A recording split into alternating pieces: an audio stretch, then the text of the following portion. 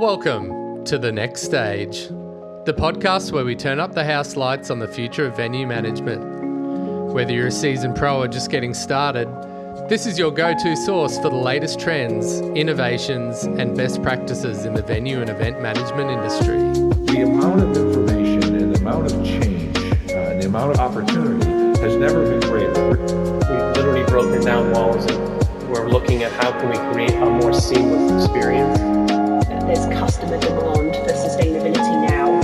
On the forefront when it comes to venues that might not look like what you think of as a venue today.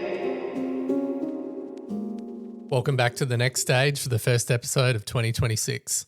I'm your host, VMA CEO Joel Edmondson.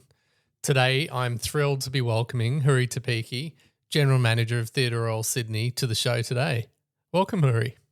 Thank you so much, Joel. It's a pleasure to be here. And I just wanted to call out again that you were Venue Professional of the Year at the Congress last year. What was it like receiving that award? That was amazing. It was really, really unexpected. I was up against some tough competition. 2025 was a great year for me. I had my first baby. I was quite pregnant when I won the award. So it was really, really sweet. It just really honoured, humbled to have been recognised by my venue peers, because what I do every day, I do it because I love it. And to be recognised as someone that's doing it well was an absolute joy. Fantastic. Well, we're going to cover your career and I guess some of the background reasons to why you've been recognised in that way throughout the podcast today. But it might be useful just for context for everyone to talk about the theatre itself, as some people around the region might not be familiar with it. Yeah, for sure. So this is actually a really special year for us. It's our 50th anniversary of Theatre Royal being at the location it currently is on King Street, Sydney. So a lot of people might know it as the MLC Centre, which is in the heart of the Sydney CBD. So Theatre Royal actually has been around since the 1800s. It used to be on George Street, and then, as I said, 50 years at the current site. At some point over 10 years ago, the venue actually closed. It closed for 6 years. And during that time, there was a lot of discussion as to whether the venue would continue to operate as a theatre or if the building owners would demolish it and make it a food court or a parking lot. So obviously that would be a tragedy to lose such a beautiful, iconic theatre in the heart of the Sydney CBD. So the people of New South Wales lobbied, and so did the government, to make sure that that theatre remained as a theatre. And as a part of that, the government went out with a tender process to find an operator for the theatre. And that also required a massive construction, so redevelopment to bring it back up to kind of world-class standards. And my company, which is Trafalgar Entertainment, we're based out of the UK, put in a bid, and we won that bid. So we won the operating rights for the theatre for the next 55 years, of which we've actually done 5 years. So it's about 50 years to go. So the good thing for the people of New South Wales and Australia is that the theatre is here to stay. And it's held some iconic musicals and plays throughout the years: Phantom of the Opera, Cats, Les Mis. All the big musicals used to play at Theatre Royal. And since we reopened at the end of 2021, we've seen some amazing productions. Tina, the Tina Turner musical, was a resident for 9 months with almost sold-out performances every single night. We've had amazing plays. We've currently got Pretty Woman on the musical on the stage, and then another huge lineup of shows coming up for our 50th anniversary this year. And what's the pipeline like? Like, how far in advance do you book as a venue? So there is a shortage of commercial theatres within Sydney. So there's us and there's 2 others. So we are actually taking pencils and inquiries right through to 2028 at the moment. So 2026 and the first half of 2027 is all locked and loaded. The rest we have pencils, and now it's just playing the jigsaw of trying to work out what goes where. So quite a lot of content coming through.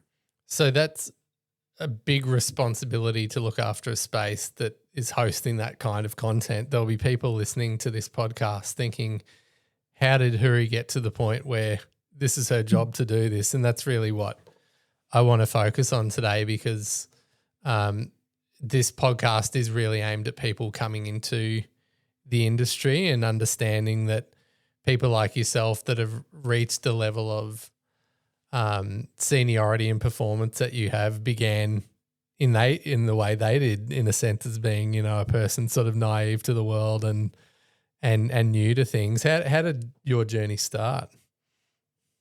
Yeah, it's a really good one. Most of my journey so far before I became general manager and before this as head of customer experience, was in ticketing, actually. So that was my entry into the industry. So I don't think anyone grows up and says, I want to become a ticketing manager when I'm older. So it's kind of something that we fall into. I was studying in 2001 out of school, doing a Bachelor of Commerce marketing degree at Macquarie University, hating it because it was all economics and statistics. But at the time, I picked up a casual job in the call center at Ticketek. And back then, in my induction, I remember they told us that people are now able to buy tickets online. And I was like, wow, that's amazing. And that was in 2001. So the call center was really busy. It was, I remember we would do like 9 back-to-back Kylie Minogue concerts, and we would just be on the phones flat out all day. So that was my entry into the industry. And from there, my career kind of grew. So I ended up leaving uni because I was picking up too many casual shifts and didn't have time for uni.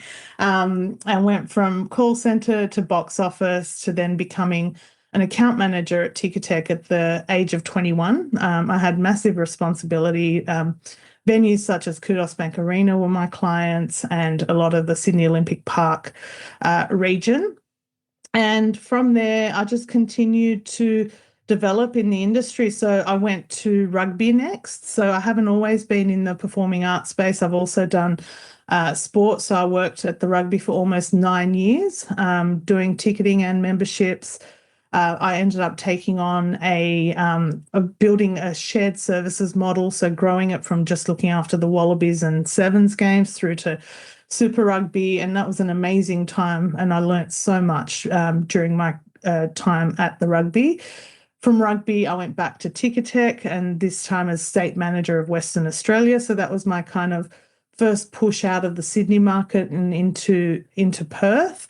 And I was really fortunate that during my time there, I was actually seconded to Dubai, of all places. So Ticketek's software system, Softix, had landed a massive deal in Dubai to provide their software for the whole of the Dubai region for the government. So I was sent there for 9 months to train them on how to use the system, train the venues on how to build events and run events on this platform. And I remember it was my last week of my secondment, getting ready to come back to Perth. And I did a demonstration for a venue that was being constructed called Dubai Opera. And that was a 2,000-seat performing arts venue, which was going to be in the middle of the city in Dubai. It was a pretty big deal, a big pitch to them to use our ticketing software on behalf of the Dubai government. And I did the pitch, and then I packed my bags and moved back to Perth. And within a month, Dubai Opera contacted me and asked me to come back to Dubai, but this time to work for them. So I took the opportunity and moved to Dubai, and I ended up staying there for another 2.5 years, working on this brand new building, starting off in a ticketing role, building the box office and so on. But then I was offered a promotion as Director of Customer Experience. And I suppose that was the first time I pushed myself outside of ticketing. So I looked after all the retail, the car park, valet, front of house operations, all the duty managers, anything that had anything to do with the customer, basically. And then that was an incredible experience. I had 22 different nationalities in my front of house team. It was everything and more. Dubai is an incredible place. It wasn't a forever place though, so I did want to come back to Australia, and did so, moving this time to Melbourne, and did my third stint at Ticketek. and this time as head of client services, so managing all the state managers and the client service teams across the country. Then COVID hit, and that was obviously a tough time for everyone in the industry, and especially a tough time being a ticketing services provider for all the major venues across Australia. And at this point, my husband and I decided that it was time to move back to Sydney to be closer to family. And I was willing to do so without a job to go to. But as it so happened, one of my old colleagues from the rugby days texted me and just said, if there was a job in Sydney, would you move back? And I was like, wow, how the universe works. So, and that job was with Trafalgar Entertainment running Theatre Royal Sydney, and here we are today. So I took the job and I moved back, and it's been 5 years since.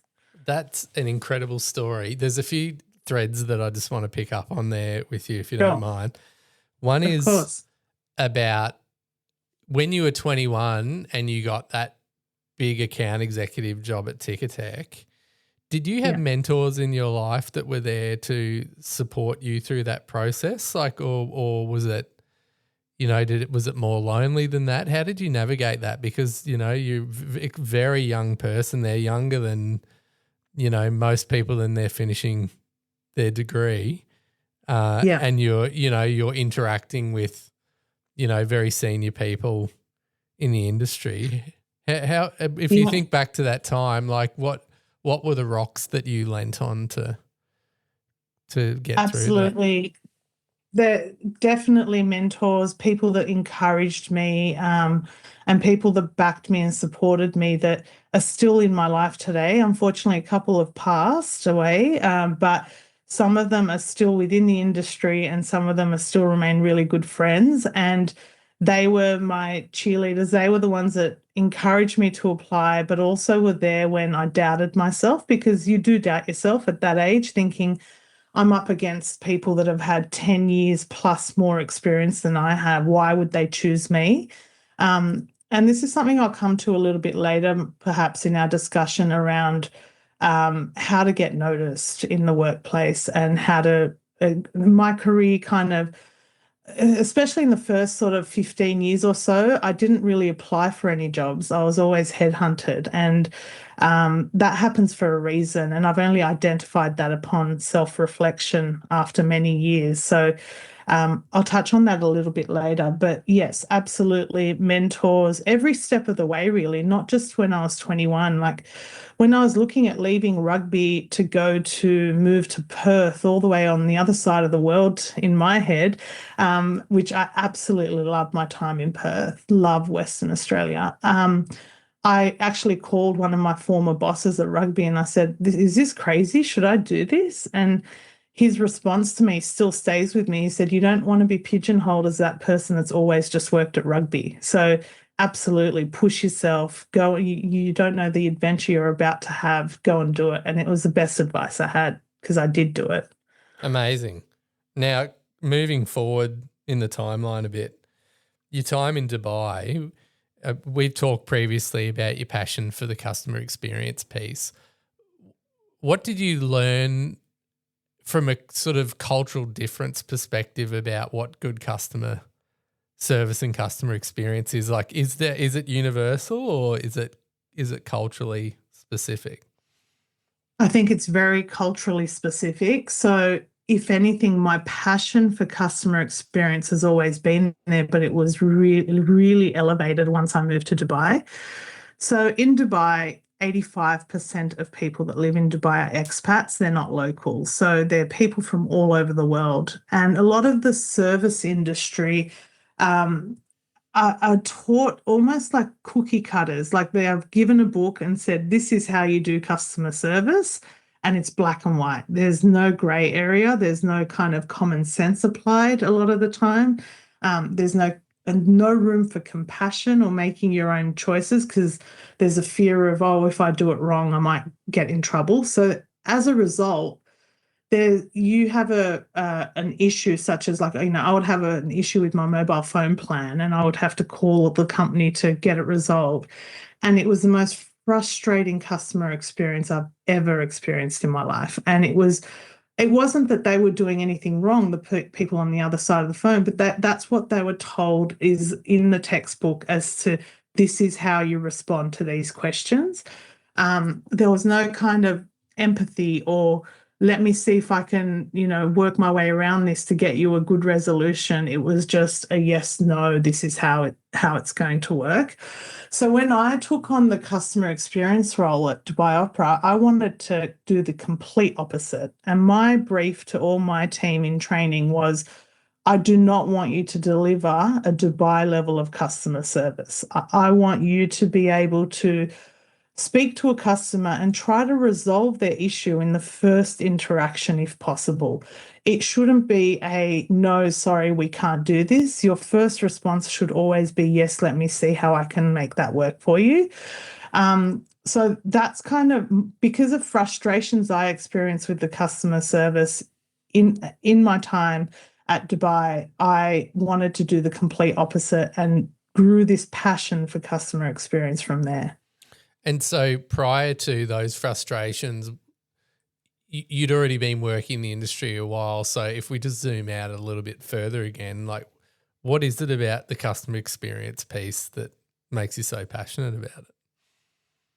Yeah, look, it takes a lot to get people off the couch and into our venues, and especially in the current climate where I was reading something about the customer sentiments being at an all-time low since the 70s, like to get someone to part with their hard-earned cash and actually leave the home, get in their car or on public transport and come to a venue to experience whatever we're putting on that stage or in the venue, it takes a lot. So it's our responsibility to make sure that they walk away going, that was the best decision I ever made, was to leave the house today and come to this venue, by providing them that exceptional customer experience. And it's not, it can't be ingenuine. It has to be genuine. It has to come from your people that are delivering that customer experience. It has to come from the framework, the communications that you send out, the experiences they leave the venue is just as important as the experiences when they arrive at the venue. So we really, really pay a lot of attention to that at Theatre Royal. From the minute you find out that a show is coming to our venue, we want you to be able to access that information in the easiest possible way. We want to try to answer your questions before you've even asked them. So, it starts there. And then obviously there's the ticketing journey, there's the arrival at the venue, there's the pre-show communications. Where are you going to park? How are you going to get there? What are you going to eat? Where can you get a drink? All of that through to when you leave. Tell us what you thought. What can we improve on? We're not perfect. We know we're not. And so tell us how was your experience and what can we do so that next time you come, you have an even better time. So, we're kind of obsessed with the customer experience. And I think it's also, if you go back to the roots of why most people end up falling into venue management as a profession, there's something about that very human thing of the exchange of a smile from another person. Like absolutely. That's just a basic thing that human beings need, that we want to be in community with each other. And when we help someone and they smile back at us, that's actually quite a grounding, rewarding thing. And it's, if you can spend your whole life giving and receiving that's a pretty amazing way to live, right?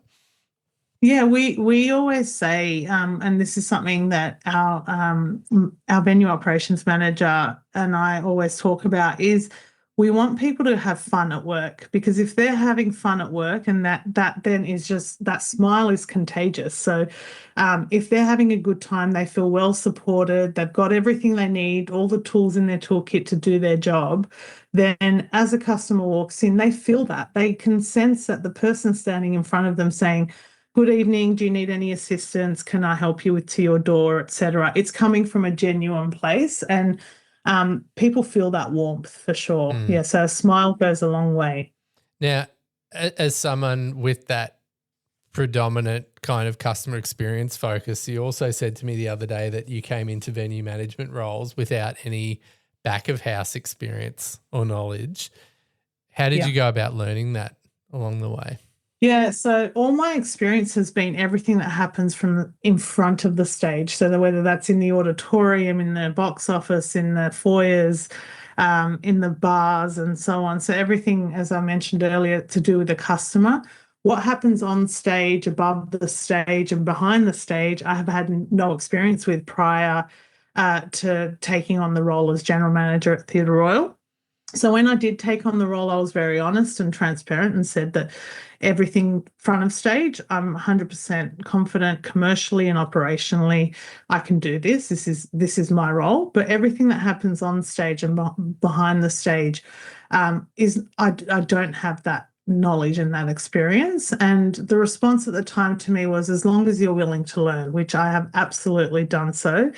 For me, I've learned so much about how the technical elements work. I've learned way too much about plumbing, air conditioning, building management systems, and more. It is an old building, so we have lots of interesting things that pop up, and so. I feel a lot more confident in terms of facilities management and technical as well. But the key there is that you don't have to be the expert to do all the roles. You just need to surround yourselves with those that are experts and rely on their expertise, take their advice, get second opinions if you need to. But as a general manager, that's exactly what you are. You are a general manager. You have experts in all the different areas that you build that team that you trust around you that are going to help you learn every single day in those different areas, but are also there for the advice or support that you need. So you've just talked there about, in a sense, your experience of learning from the team. If we flip that, what's your approach to developing the team and helping everyone within the organisation be a learner? Yeah, so I think for me, like people development is probably the most rewarding part of being a leader of an organisation. At the end of the day, the venues are just buildings and it's the people that bring them to life. So investing in people is not a nice to have for me. It's it's absolutely core to the success. So one of the things I love to see is seeing that my team members like grow, develop, and genuinely thrive in what they do. I'm very intentional about creating an environment where people feel empowered and ambitious. I want people to want my job because that's a sign that they feel supported and capable and inspired. So I suppose because of my journey and that the fact that I started in a call center, worked my way up, understanding every layer of the business, it's kind of helped me or shaped me become a hands-on leader. And so I like to stay connected to that level of detail around the customer experience and what's happening on the ground. But one of the biggest leadership lessons I've learned especially probably over the last 10 years, is to let go. So early on, I'd want to be really hands-on. I'd love to do a box office shift. It's like the ticketing geek in me, just wanting to jump behind the counter. But I've learned as the years go on, the real leadership is about trusting your people, giving them the space to set up and do it the way that they want to do it. Let them make mistakes because that's the best way we all learn. And also just being transparent and authentic. Like people development isn't just about skills. It's about building trust, understanding what motivates each person, and just recognizing that everyone's vision might look a bit different. And that's what makes it so unique and great. So I think I know the answer to the next question based on what you've just said, but there's a lot of controversies, be overstating it, but there's mixed views out there about whether performance management systems of, sitting people down every 6 months and having the meeting and saying, you're good here, you're bad here, this is what you need to do, versus the kind of continuous organic approach or something on the spectrum. Where do you sit? Look, I've worked with both. I've worked in major organisation where there's a really structured process where you fill out the forms and, do the documents and set your goals and your development plans and so on, and then review them, like you said, every 6 months, if you're lucky, most of the time annually. And then I've worked in organisations or, almost like startups like Dubai Opera and where I've started at Theatre Royal, where it hasn't been so structured and it's been more about informal conversations, listening to each other regularly, adjusting or, pivoting goals and plans wherever you require, wherever you need to. So if I went around the room at work and asked everyone, do you prefer a really structured performance management a development plan, or would you prefer to have more informal ones? I'd say I'd get a 50-50 response. There are some people that really like that structure and really like to have their goals clearly set out so they know what they're working towards, and then they can drive their teams towards the same goals. And then there are others that have got no interest in writing all of that down, and they just want to get on with it and then, achieve goals as they go based on priorities that come up. If you ask me personally, I prefer the ongoing sort of conversations and providing regular feedback and improvements rather than a formal process. But I also recognise that some people do need that formal process. So we do have a formal process at Theatre Royal. It isn't so structured and rigid as other places that I have worked, but we kind of have to provide the best of both worlds. And in providing that support to people, there's always the challenging question of how budget gets allocated to support professional development for people, if it even exists, which, for a lot of organisations in the entertainment space, there's not always the budget to do that. Our organisation, as you know, but some listeners might not, run a venue management school every year, which is a residential learning and networking opportunity for people kind of entering the phase of being a manager in a functional space in a venue industry or allied organisation. I think you sent someone to VMS last year? Yeah, we did. We sent our venue operations manager and it was his first year, and the feedback and just the response he came back with was phenomenal. So look, I've been involved with VMA for well over a decade, and I love the networking opportunities, but also the community that it creates across the industry. And in terms of development and training budgets, that's something that's high on our priority list. So I'm very proud to work for an organisation that prioritises that sort of thing for our staff. So we did have in our budget to send someone to VMS last year, and the impact it had and the amount of knowledge that they picked up was phenomenal. It was actually it surpassed my expectations just hearing about it. And they were also able to build relationships with like-minded people and peers across, venues and industry or organisations that they normally wouldn't get involved with, like stadiums and things like that in the theatre world you might not interact with every day. So it was really invaluable, and it's something that we'll look to have in our budget ongoing, I'd say, for the coming years. Yeah, I think getting out of the bubble, is when people talk to me about the VMA and, what's its real purpose across sort of, every aspect of what it does. That's probably the shortest way that I can sum it up. On a day-to-day basis, we've all got our heads down working really hard.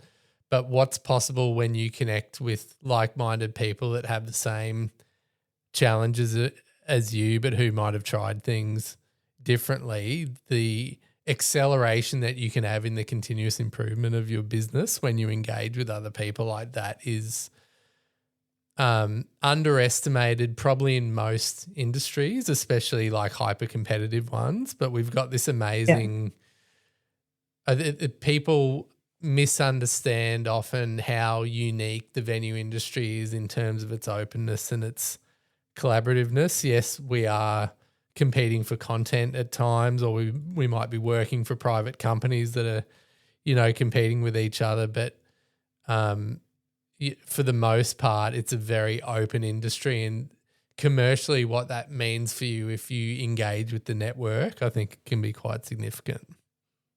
Yeah, and it's not just about like kind of seeing what others are doing in the industry or sharing the same challenges that you might have, whether you're a 100,000-seater stadium or whether you're a 1,000-seater theatre. You also walk away thinking, wow, we're actually doing some really good things. Like, you know, just talking to others, like you see the positives in the energy that you've put into, you know, put out new innovations or new technology, or the way that you do things, or the way that you lead your team. It's a good comparison point as well, just to almost like a bit of a sense check as to am I doing a good job within myself, and where are the improvement points I need to work on. So yeah, as I said, it was an invaluable investment, and it was the first time we've sent someone, and it's definitely something that we'll do again. And apart from that kind of investment, more broadly, what advice do you have to young people wanting a start in this industry and wanting to lay the foundation for the kind of progress they might aspire to?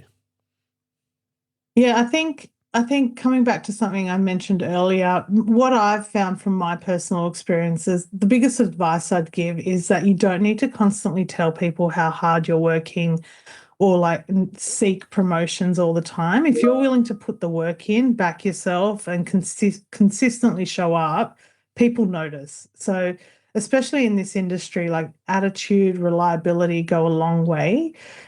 So my advice would be to be curious and take every opportunity to learn. Like don't be afraid to put your hand up.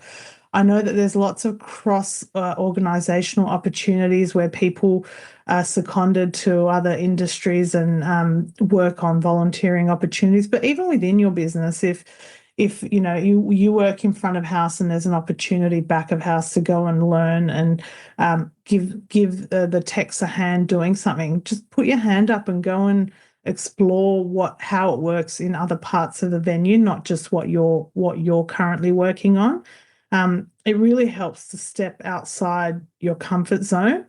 And then the other thing, which my husband constantly says I'm not very good at, is to be patient.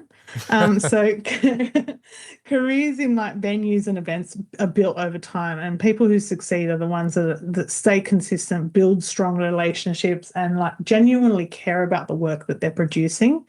So yeah, that would kind of be my key advice for anyone starting in the industry.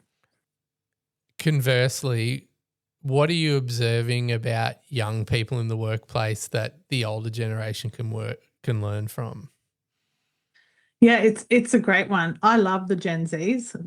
Most of our workforce are in their early 20s, and I constantly say they're going to be my boss in the next 10 to 15 years. I'll be working for them. So it's really important that we not only recognize the generational differences, but actively adapt to them. So what I've kind of the main things that I've observed in this generation who do make up a large part of our workforce, especially in the customer experience area, is that they really value genuine connection, and work-life balance is not a nice to have for them. It's an expectation. And so we could learn from that sometimes. I think we overstretch ourselves, and maybe some of us come from the mentality of, you know, if you don't work 12, 14-hour days, then you're not working hard enough. But it's not about, for this generation, that's not even an option. And it's just about working smarter, not harder. So the other thing I've found is that they're genuinely curious. So they want to understand why we're doing things in a certain way. And that's not in an annoying way to question why do you want me to do that? It's just because they are genuinely wanting to understand the task at hand and not just go and do it. So I think there's a lot we can learn from this generation. It challenges us as leaders to be more transparent, to be more purposeful, and to be more open to change, and to communicate better as well. So I'm looking at this young generation saying, you're going to be managing me in the future. So I need to know what makes you tick and how I can best learn from you as well as continue to lead and develop you. Houri, you have been amazing today. The question that I asked just before you finish is, what's the one piece of wisdom you've learnt from your career that guides you and that you would share with a younger person? I think it's an oldie but a goodie. Just make sure whatever you choose to do in life is something that you genuinely love. You're going to be doing it for a long time. If you start something, if you start a career and then realize that it's not for you or you're not really enjoying it, then just keep changing until you find something that really suits you and fits you. For me, over 25 years in this industry, and I genuinely still wake up with a spring in my step each day and look forward to going to work. And if I didn't, that would make life really, really tough and boring. So find something that you love to do. This is an industry that I'm incredibly fortunate to be in and that I love. And it's that passion that keeps me energized and motivated over the long term. So for anyone working in any industry, it's about finding what you love. Well, your passion is self-evident, and I thank you so much for sharing it today. Really looking forward to seeing you in person soon. Are there any other final remarks that you want to make before you finish up?